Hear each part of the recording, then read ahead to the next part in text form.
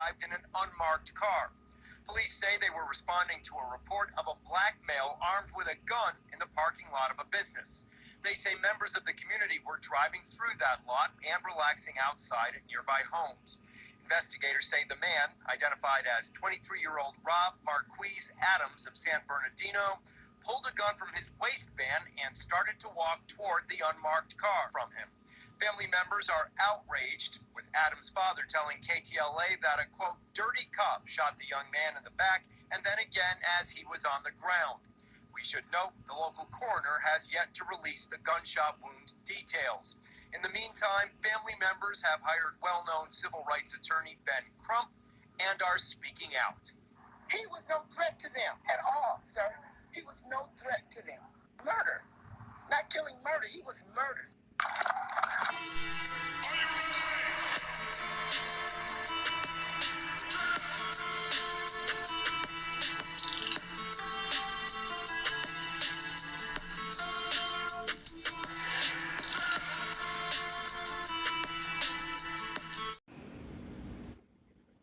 A Southern California police department faces criticism after two of its officers shoot a black man in the back as he ran away from them.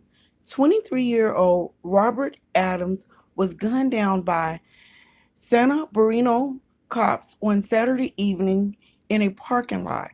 Police claims he was armed with a handgun, but the video of the incident clearly shows that the officers who fired did so within seconds, arriving on the scene in an unmarked car after exiting their vehicle.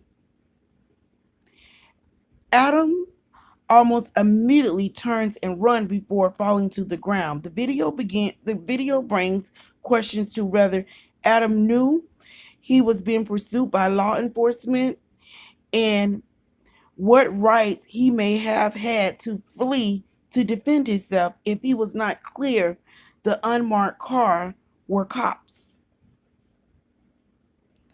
The police department has released an enhanced version of the accident. They also claims that Adam shows that he had a gun in his hand as they arrived on the scene. The department also claims that the officer was responding to a call about a man in a parking lot with a gun. Footage. We're pausing the video right before Adams is shot. As officers arrived, they spotted two males. Police Chief Darren Goodman narrating through much of the footage in which he explains one of two officers fired at Adams as he was running away because they feared for their safety and the safety of others. In the video, police say this is the gun they recovered from Adams. The officers exited their vehicle and gave Adams verbal commands, but he immediately ran toward two parked vehicles with the gun in his right hand. Officers briefly chased Adams, but seeing that he had no outlet, they believed he intended to use the vehicle as cover to shoot at them. After the officer fires, the camera captures the officer hovering over Adams before he's taken to paramedics. Hey, you're gonna be okay. Stay with me, okay? San Bernardino police say the officers were conducting surveillance in an unmarked car after reports of a man with a weapon in the parking lot of an illegal gambling business. Tonight, they added the location has a history of criminal activity, including an armed robbery involving Adams as a suspect. However, it is not clear whether the officers knew the man seen approaching their unmarked vehicle was Adams before they opened fire.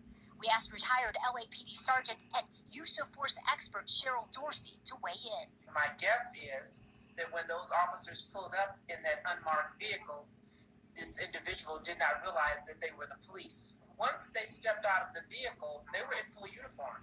Although this young man didn't know who they were when that car rolled up, he understood exactly who they were when they stepped out of that vehicle. Adams' family contends he was not armed, but rather holding a cell phone. And the bottom line for them? The boy Grant, you've seen the video.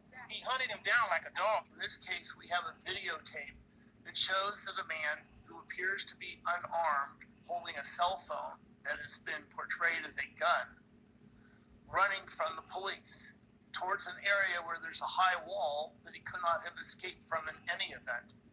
There was absolutely no justification for the police to shoot him. Eddie Chang, NBC. Royals. Okay, with this one, I'm not sure because I understand that it could be a justified shooting because I will say that he was in a parking lot walking with a gun, right? He had a gun out. And I understand that the police officers were in a marked car, but when they got out of the vehicle, he noticed their uniforms and he took off running. And then there was a wall there. So therefore, with that wall, he couldn't go anywhere. And he did have a gun in his hand. But my thing is too, when he was running and he looked back over his right shoulder, the gun remained down. The gun never went up. The gun never pointed at them or towards them. But of course, they're always a threat when you're a black man and you have a gun. We know that if you are a black man and you have a gun, you're a threat. If you are a white man and you just committed a massacre and you have a gun, you're not a threat. You have mental illness, right? So we know that. But I don't know. This might be a justified shooting just because they were in a marked car, but when they got out, they clearly had on full uniform, and he began to run from them. And once he got into that wall and he couldn't go anywhere, they, or he's going to cover and shoot us. And so, hey, it may be justified.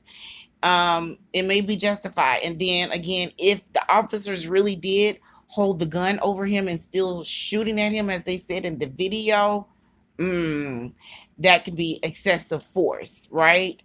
And then the thing is, the family is saying that it was a cell phone in his hand. Well, it looks like a gun to me.